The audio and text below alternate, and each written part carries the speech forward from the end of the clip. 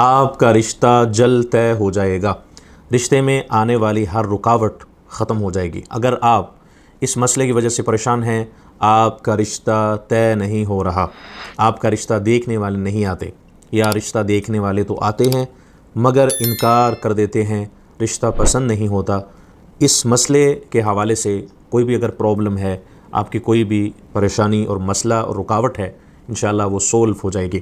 آپ میری اسپیچ کو، اس ویڈیو کو آخر تک دیکھیں، میں آپ کو اس بات کی یقین دہانی کرواتا ہوں، اللہ تعالیٰ کے فضل و کرم سے قرآن و حدیث کی روشنی سے آپ کی رہنمائی کی جائے گی اور آپ اپنے مسئلے کو حل کرنے میں کامیاب ہوں گے۔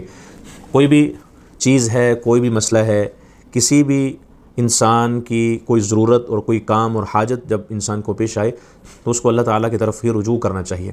اسلام نے ہمیں اس کا بہت آسان اس کا طریقہ بھی بتایا ہے، اور مسائل کو حل کرنے کے لیے ہمیں کن چیزوں کو فالو کرنا ضروری ہے، کون سی دعائیں، کون سے اذکار، اعمال جو انسان کو کرنے چاہیے، وہ ہمیں احادیث مبارکہ کی روشنی سے ملتے ہیں۔ تو آئیے ہم دیکھتے ہیں ان چیزوں کو۔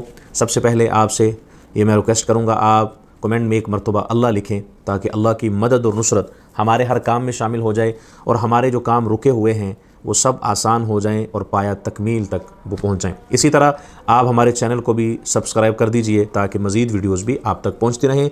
شرک حرکات سے بچیں، تعویذ گنڈوں سے بچیں اور غیر شرعی طریقوں سے اپنے آپ کو بچا کر قرآن و حدیث کی روشنی سے آپ اپنے مسائل کا حل پائیں۔ الحمدللہ وکفی وسلام علی عبادہ الذین اصطفی، اما بعد۔ شادی اسلام کی ایک عظیم سنت اور اللہ تعالیٰ کی بڑی نعمت ہے۔ یہ صرف دو افراد کا نہیں بلکہ دو خاندانوں کا پاکیزہ رشتہ ہوتا ہے۔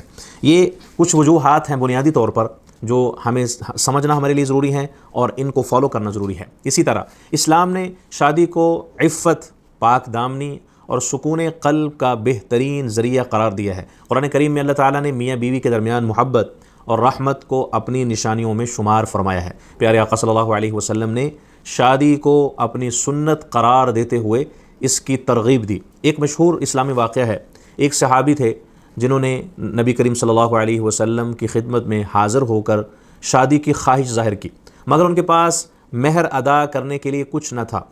تو آپ صلی اللہ علیہ وسلم نے ان کے حالات دیکھ کر آسانی فرمائی اور قرآن کریم کی چند صورتیں یاد ہونے کی بنیاد پر ان کا نکاح کروا دیا۔ اس واقعے سے معلوم ہوتا ہے کہ اسلام شادی جو ہے اس میں آسانی اور سادگی کو پسند کرتا ہے۔ شادی انسان کے دین کی حفاظت کا ذریعہ بنتی ہے اور گناہوں سے بچنے میں مدد دیتی ہے۔ نیک شریک حیات دنیا کی بہترین نعمتوں میں سے ایک ہے۔ میاں بیوی ایک دوسرے کے لیے لباس کے مانند ہوتے ہیں جو ایک دوسرے کی عزت، پردہ اور سکون کا باعث بنتے ہیں۔ اسلام یہ ہمیں تعلیمات دیتا ہے۔ تعلیمات اسلامی یہ ہیں کہ ہم اسلام کو فالو کرتے ہوئے اس کی تعلیمات کے مطابق کامیاب شادی کی بنیاد تقوی، محبت، صبر اور باہمی احترام پر قائم ہم کریں۔ جب رشتہ اللہ کی رضا کے لیے قائم ہو جائے تو اس میں برکت پیدا ہوتی ہے۔ شادی کے ذریعے نسل انسانی کا سلسلہ آگے بڑھتا ہے اور ایک صالح معاشرہ تشکیل پاتا ہے۔ ہر مسلمان کو چاہیے کہ شادی کے معاملے میں اللہ تعالیٰ پر بھروسہ کرے، کثرت سے دعا کرے اور نیک اعمال اختیار کرے۔ اللہ تعالیٰ اپنے فضل و کرم سے بہترین شریک حیات عطا فرماتا ہے اور زندگی میں محبت، سکون اور خوشیوں کے دروازے کھول دیتا ہے۔ تو آئیے اب ہم دیکھتے ہیں وہ وظیفہ، وہ قرآن کریم کی آیت مبارکہ جو رشتے میں ہر طرح کی رکاوٹ کو ختم کرنے کے لیے بہت مؤثر اور مفید ہے۔ یہ آیت مبارکہ ہے وَهُوَ الَّذِي خَلَقَ مِنَ الْمَاءِ بَشَرًا فَجَعَلَهُ نَسَبًا وَصِهْرًا وَكَانَ رَبُّكَ قَدِيرًا۔